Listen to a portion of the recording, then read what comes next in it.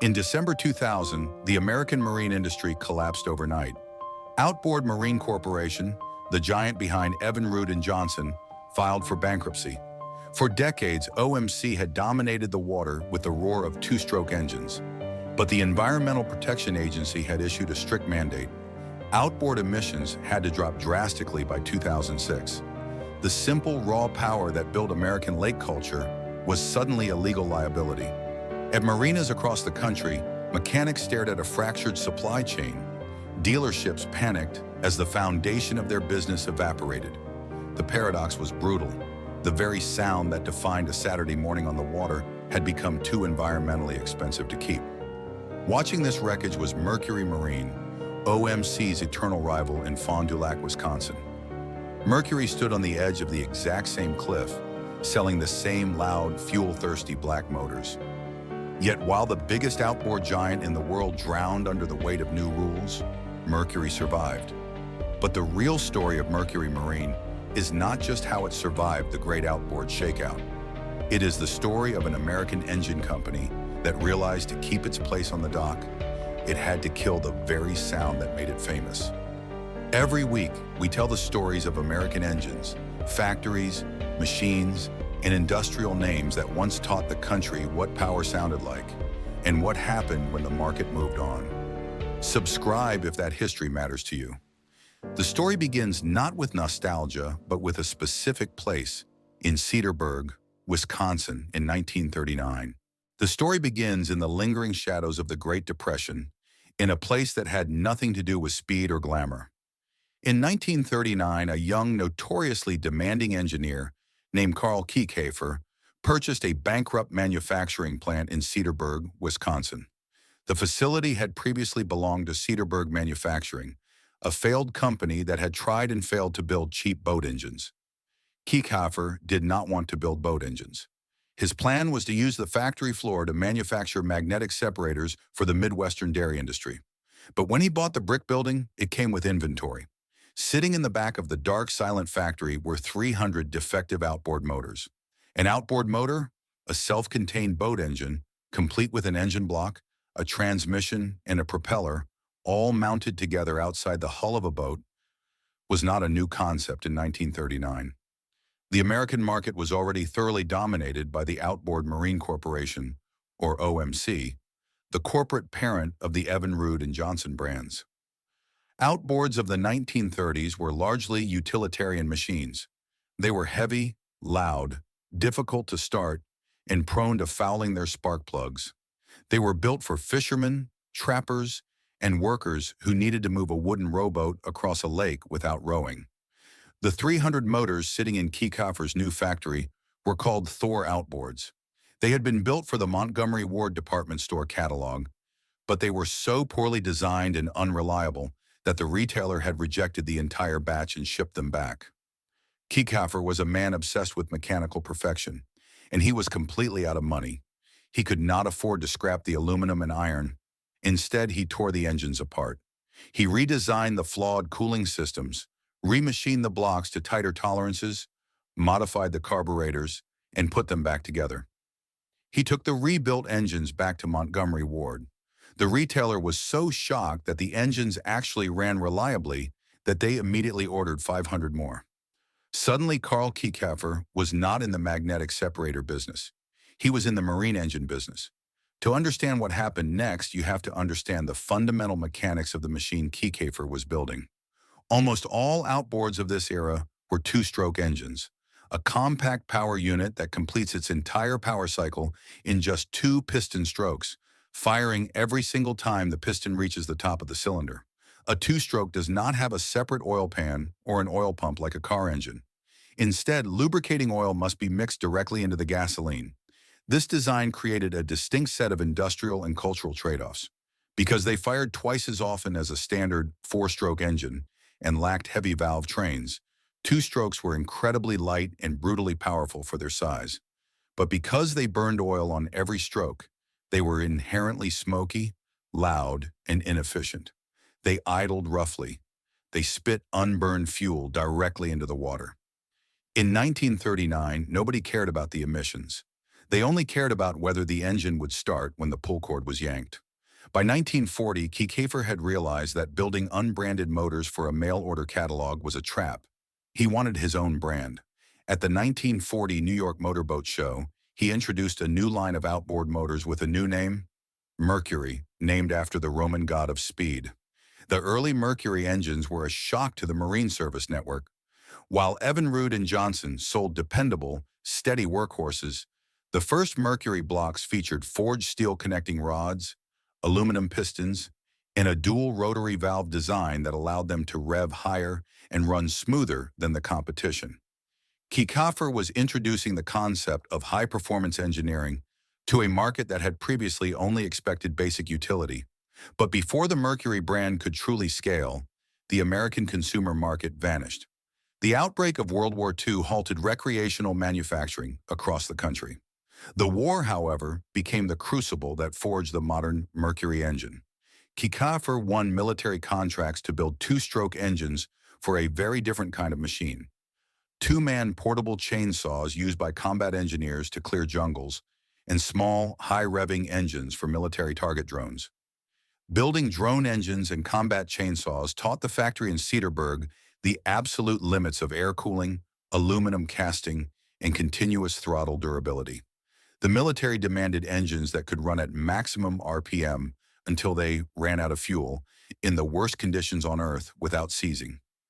When the war ended in 1945, Kiefer returned to the civilian outboard market with a deep understanding of mass production, lightweight metallurgy, and high RPM reliability. And he returned to a country that had fundamentally changed. The post-war economic boom created the American middle class. Millions of returning GIs bought homes in the expanding suburbs. They had cars capable of towing trailers, paved highways that reached into rural areas, and something previous generations rarely had, the weekend. America was ready to go to the lake. The demand for outboard motors exploded, transforming from a niche tool for commercial fishermen into a cornerstone of American family recreation. Dealerships sprang up around the Great Lakes, along the Florida coasts, and near every major reservoir in the Midwest. OMC was ready to sell these new boaters a quiet, reliable motor for a quiet, relaxing weekend. But Carl Kiefer had a different vision of what American power on the water should look like. He did not want to build a quiet engine for a slow rowboat. The outboard motor had been saved from the scrap heap, but to actually challenge the giants of the American lake, Kiefer needed an engine that didn't just run, it had to scream. In the mid-1950s, the American outboard motor market was a fundamentally polite industry. Outboard Marine Corporation was the undisputed giant, selling hundreds of thousands of Evinrude and Johnson motors to American families. Those engines were designed to be quiet, friendly, and painted in soft colors like seafoam green, holiday bronze, or aquamarine. They were built for a leisurely afternoon of fishing or a slow cruise across a glassy Midwestern lake. Carl Kiefer looked at that market and decided to build an engine for people who wanted to dominate the water. To understand Mercury's breakthrough, you have to understand the physical limits of a boat transom. The flat, reinforced surface at the rear of the hull where an outboard motor is clamped or bolted. You can only make an outboard engine so wide before it becomes too heavy, disrupts the wake, and ruins the boat's handling. OMC was building wider V4 engines to incrementally increase power. Kiefer, obsessed with speed and aerodynamics, went vertical. In 1957, Mercury introduced the Mark 75. It was a straight six, a six-cylinder engine arranged in one vertical line, and it was an absolute shock to the marine industry. It produced an unprecedented 60 horsepower. Horsepower, a measurement of how quickly an engine can do work, was no longer just an abstract number on a spec sheet. On an American lake, 60 horsepower meant a boat could easily pull multiple water skiers, rapidly plane out a heavier wooden or early fiberglass hull, and outrun almost anything else leaving the marina. The straight six architecture created a towering, narrow engine block. It looked entirely different from the squat, wide OMC motors.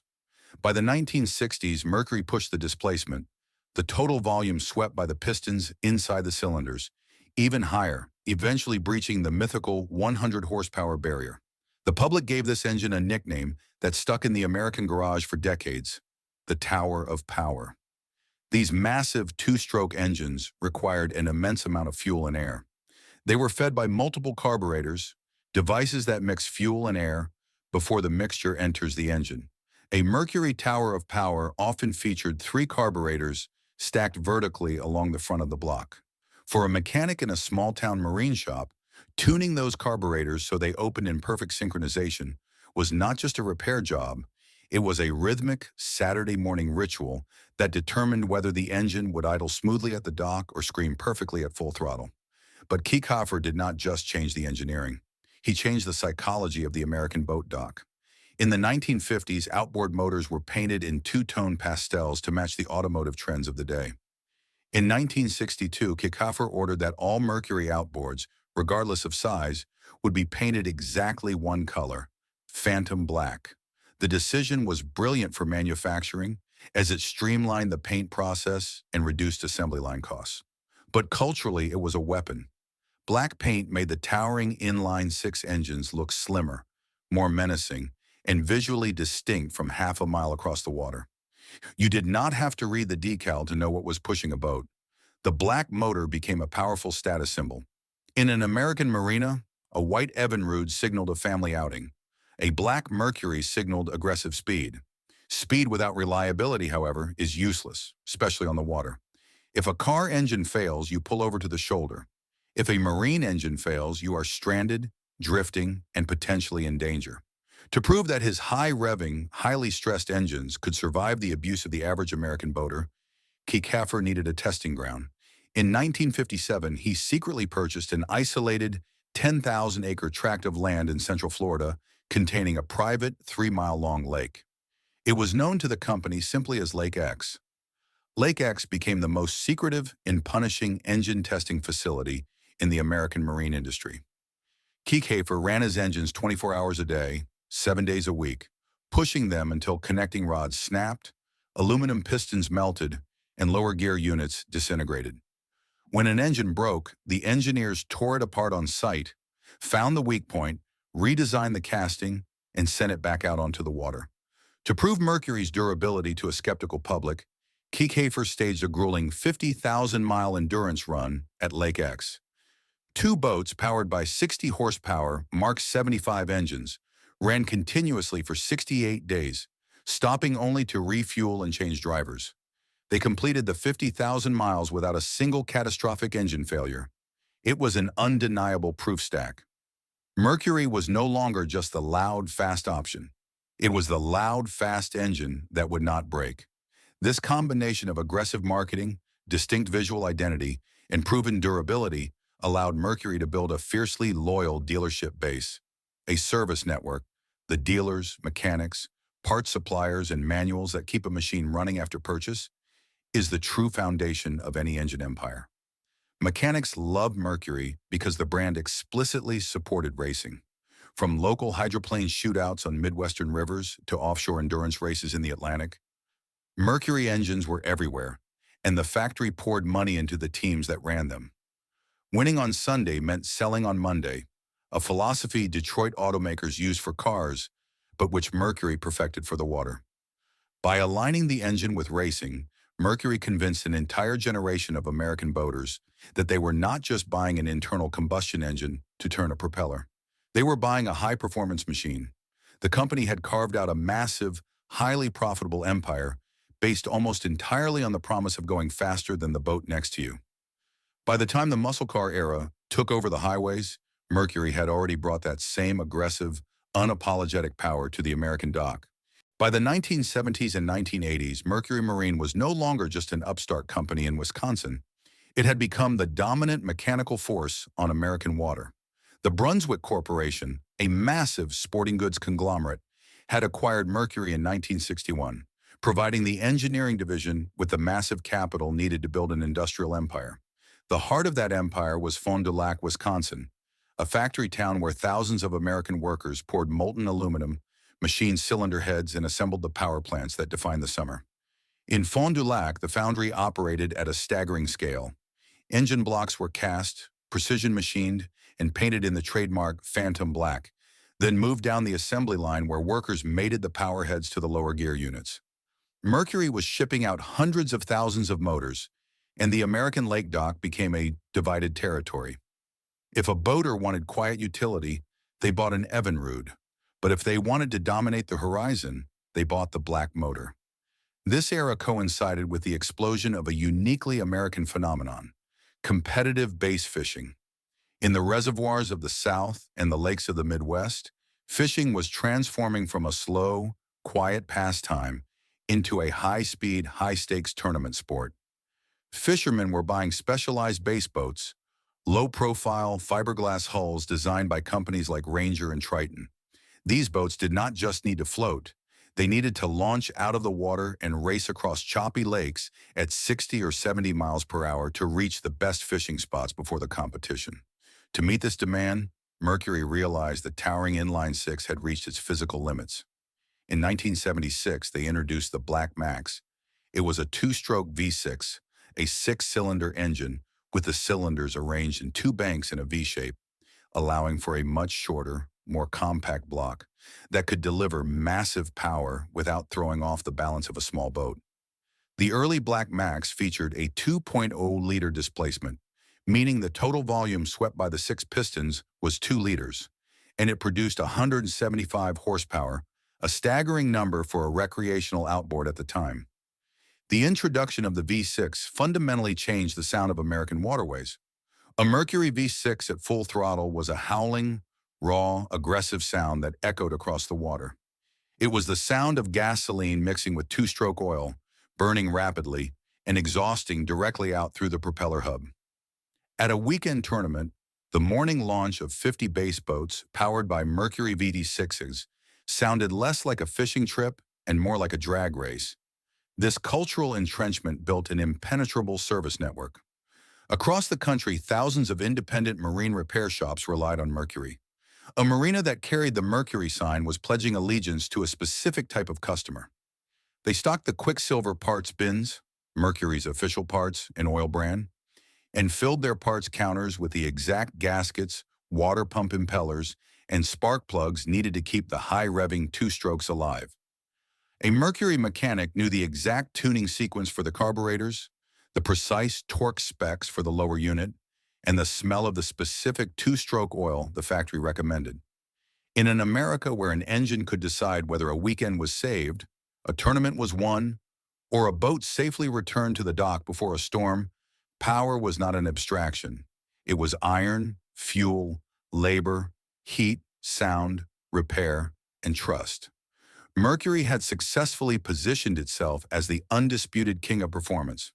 The factory in Fond du Lac was running at full capacity, and the brand's identity seemed invincible. The black engine was the undisputed king of the weekend, but the rules of American power were about to be rewritten by a force that did not care about horsepower. By the late 1980s and into the 1990s, Mercury Marine was operating at a scale that defined the economy of Fond du Lac, Wisconsin. The factory was a sprawling industrial complex, a city of manufacturing dedicated entirely to the physics of moving boats faster. Inside the plant, molten aluminum was poured into massive die-casting machines to create the V6 engine blocks. Precision machines carved exact cylinder bores and exhaust ports into the raw metal. The factory floor was a symphony of American manufacturing. The smell of cutting fluid, the roar of engines running in indoor test tanks, and the endless line of phantom black cowlings moving down the assembly conveyor. At this peak, Mercury established a dedicated high-performance division called Mercury Racing. They took the standard production V6 blocks and engineered them to terrifying extremes. In offshore powerboat racing, a brutal, high-dollar sport where massive fiberglass catamarans pounded through ocean swells at over 100 miles per hour, Mercury became the absolute standard. The crown jewel of this era was the 2.5-liter EFI two-stroke V6. EFI, or electronic fuel injection, a system that sprays fuel into the engine more precisely than a mechanical carburetor, allowed Mercury to squeeze unprecedented power out of a small block. These racing engines were capable of spinning at over 8,000 RPM, producing nearly 300 horsepower from a package that weighed less than 400 pounds. It was a ratio of weight to power that four-stroke automotive engines simply could not touch. This racing pedigree trickled down directly to the consumer. When an American family walked into a marine showroom in Florida, Texas, or Michigan, they saw the same black paint on a 50-horsepower family pontoon motor that they saw on World Championship offshore boats. Mercury was no longer just selling an engine, they were selling an identity. By 1995, the American Marina was essentially a two-stroke monoculture, divided primarily between OMC's white Evinrude and Johnson engines and Mercury's black ones. This ecosystem was incredibly lucrative, not just for the factory in Wisconsin, but for the entire American service network. An outboard empire does not survive on initial engine sales alone. It survives on the aftermarket. A two-stroke outboard required a continuous, specific diet. Boat owners bought millions of gallons of Quicksilver two-stroke oil. They bought proprietary water pump impellers, specific spark plugs, and branded lower unit gear lube. When a motor finally needed an overhaul, a major service process where an engine is taken apart, inspected, and rebuilt to operating standards, the local dealer had a guaranteed stream of labor. The mechanics understood these two-stroke blocks intimately. A seasoned marine technician could stand on a wooden dock, listen to a Mercury V6 idle in the water, and tell exactly which cylinder was running lean, just by the pitch of the exhaust and the vibration of the cowling. The system of American recreational boating was built on this absolute trust in cast aluminum, pre-mixed gasoline, and predictable repair cycles.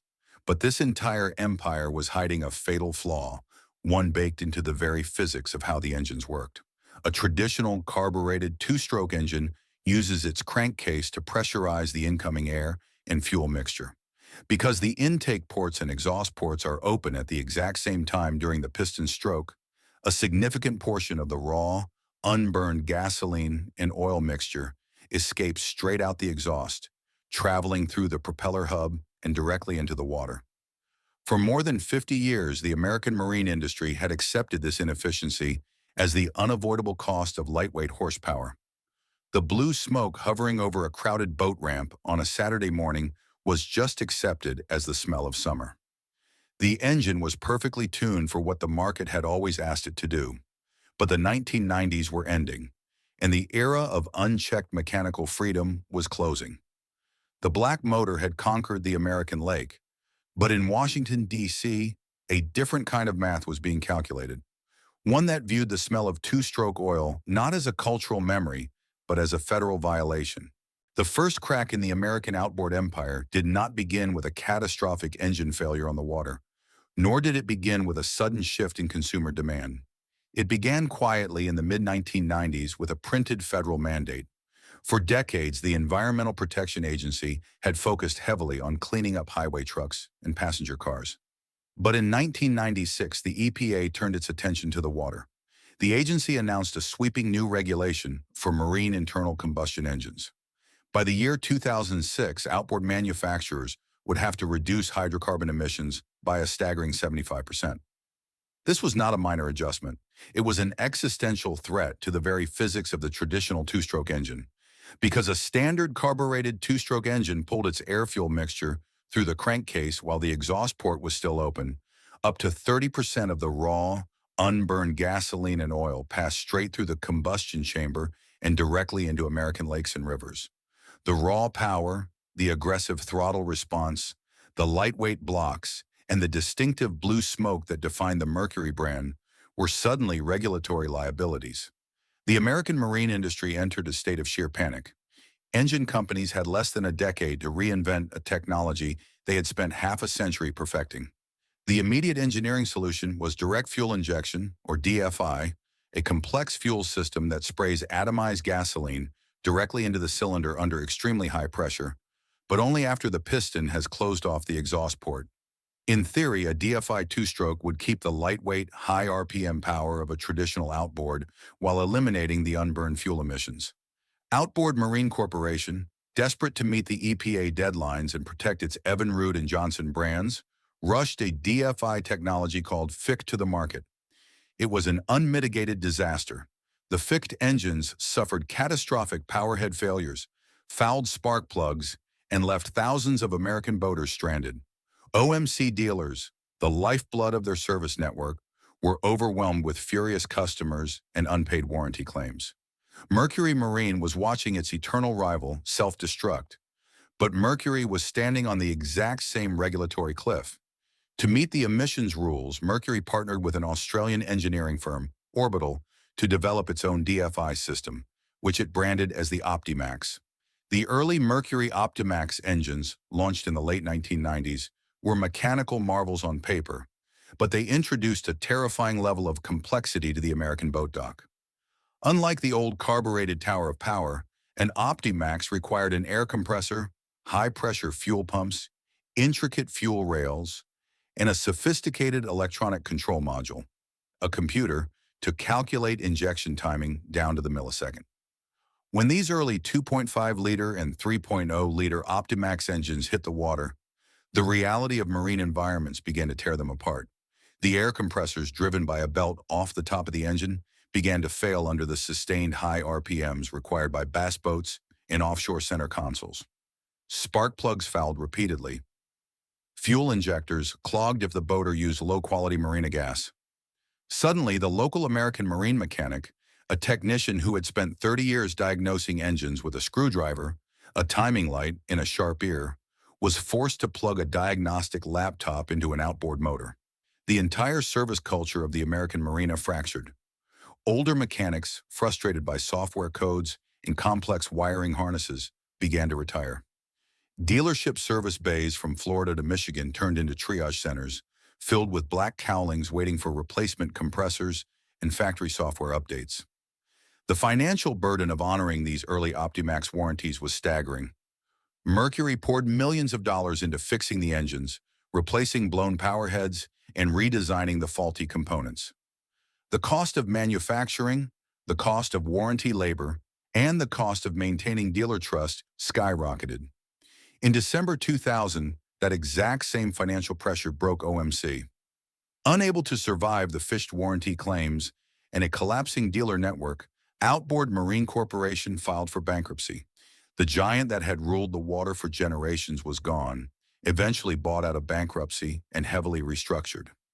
Mercury Marine had survived the initial regulatory shock.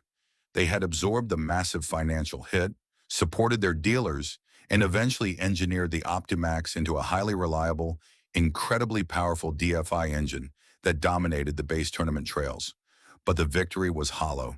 The regulatory rulebook had changed, and it had opened the door to a completely different kind of power. The American boater was already looking past the two-stroke entirely, toward a heavy, quiet, four-stroke future that threatened to erase everything Fond du Lac had built. The shift away from the two-stroke was not just a regulatory mandate, it became a cultural and physical transformation of the American boat dock. As Mercury fought to keep its direct-injected Optimax alive, a deeper threat was arriving from across the Pacific. Japanese manufacturers, led by Yamaha and Honda, had spent the 1990s perfecting large displacement marine four-stroke engines. A four-stroke engine, an engine that completes intake, compression, power, and exhaust strokes across four piston movements, had distinct advantages. Because oil was contained in a sealed crankcase and not mixed with the gasoline, four strokes burned incredibly clean. They were heavily favored by the new environmental regulations. But more importantly for the consumer, they were quiet. For the first time in the history of American recreational boating, a family could idle out of a marina and hold a normal conversation without shouting over the mechanical clatter of a combustion chamber. But four strokes had a massive physical penalty: weight. Because they required complex cylinder heads, the upper part of the engine that helps seal the cylinders and contains the valves, along with heavy camshafts and timing chains. An early 200 horsepower four-stroke could weigh over 150 pounds more than a comparable Mercury two-stroke. When American boaters bolted these new engines to the back of older fiberglass hulls, the boats sat dangerously low in the water. For the American bass fisherman and the offshore tournament racer, this weight penalty was unacceptable. They demanded torque, the twisting force, often felt as the immediate, brutal, pulling strength of an engine that throws a boat onto a plane. A naturally aspirated four-stroke simply could not match the violent, instant acceleration of a two-stroke V6. Mercury Marine found itself trapped between two realities: The Optimax satisfied the fishermen, but still carried the stigma of its early warranty failures, while the market was clearly demanding the quiet, turnkey reliability of a four-stroke. If Mercury did not build a four-stroke that could somehow mimic the aggressive performance of their old engines, they would lose the transoms of American boats entirely. To survive, the company launched a highly secretive $100 million engineering program. In 2004, they unveiled the result, the Mercury Verado. The Verado was an inline six-cylinder four-stroke, but to solve the problem of weight and sluggish acceleration, Mercury added a supercharger, a mechanically driven device that forces more pressurized air into the engine. By forcing more air into the small displacement block, the Verado could generate massive torque right off the idle line. It produced up to 275 horsepower and was engineered to run so quietly that boaters frequently ground the starter gears because they could not hear that the engine was already running. The Verado saved Mercury's dominance, but it permanently altered the American Marine Service network. The new engine was not just a mechanical object, it was a digital system. It introduced true drive-by-wire technology to the outboard market. There were no physical throttle cables stretching from the helm to the engine block.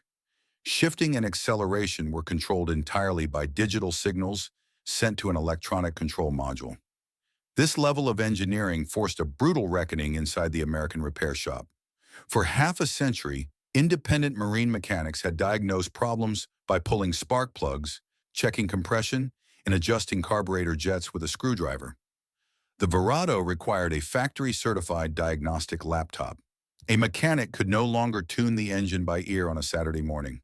If a sensor failed, the engine went into a protective limp mode, and the boater was forced to crawl back to the dock at 5 miles per hour.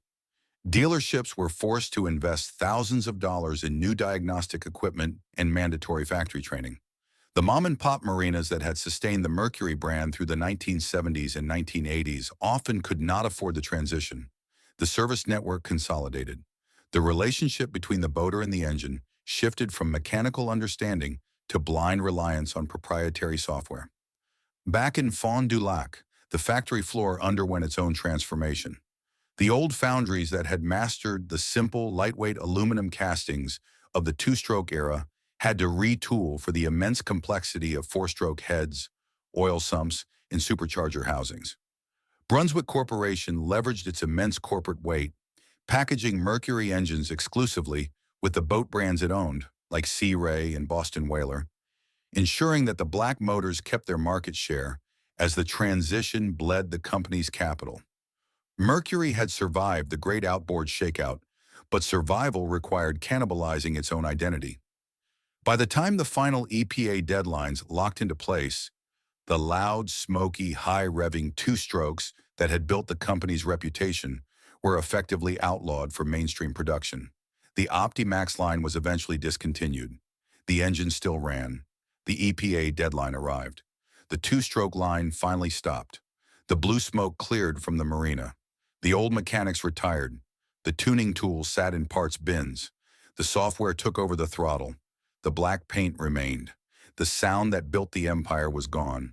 The survival of the company was secured, but what remained on the transom was a completely different kind of machine. Mercury Marine did not suffer the fate of OMC. Today, the Brunswick Corporation's marine engine division is not just surviving, it is one of the most profitable and dominant outboard manufacturers on Earth.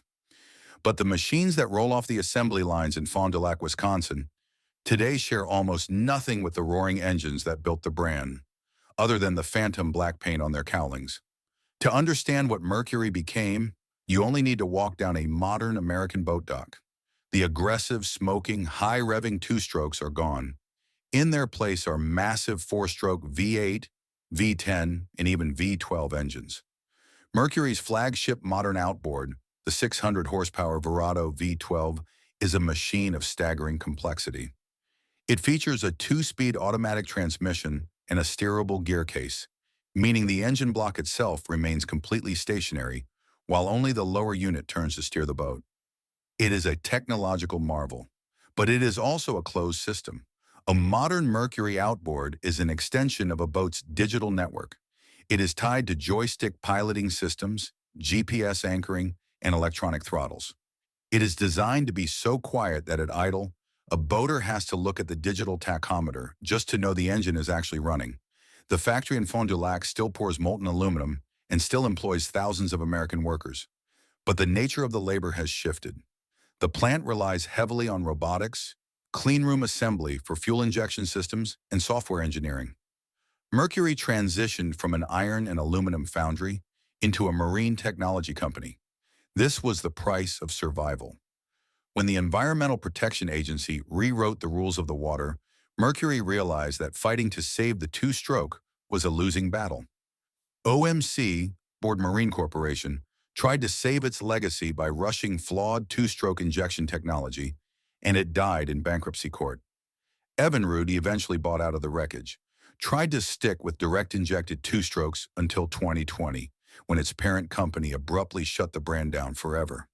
Mercury survived because it was willing to kill the very sound, smell, and mechanical simplicity that made it famous, long before the market could kill the company. But the old American two-stroke outboard did not vanish completely.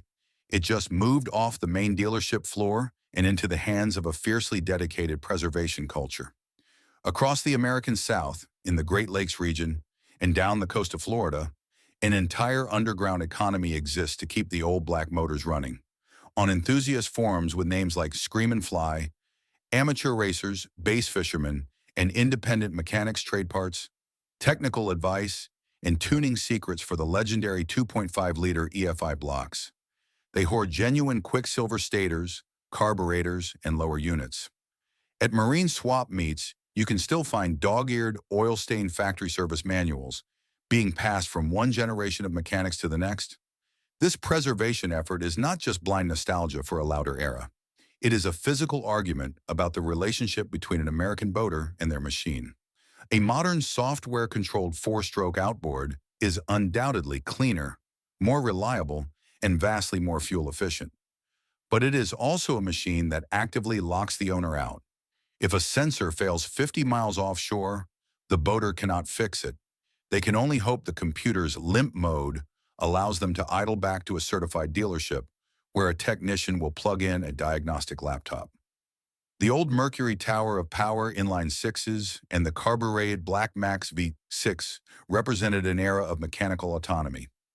An American boater with a basic set of hand tools, a timing light, and a repair manual could pull a boat out of the water on a Friday evening, rebuild the carburetors on the tailgate of a pickup truck, replace the water pump impeller, and have the engine screaming back on the lake by Saturday morning. The blue smoke that hung over the boat ramp was the byproduct of a machine that belonged entirely to the person holding the pull cord or turning the ignition key. When the American marine industry left the two-stroke engine behind, it solved an environmental crisis, but it also severed a cultural connection to repair. The loss of the two-stroke was the loss of a language, a time when you could diagnose a lean cylinder by the pitch of the exhaust, or know that an engine was perfectly tuned just by the smell of the burned oil.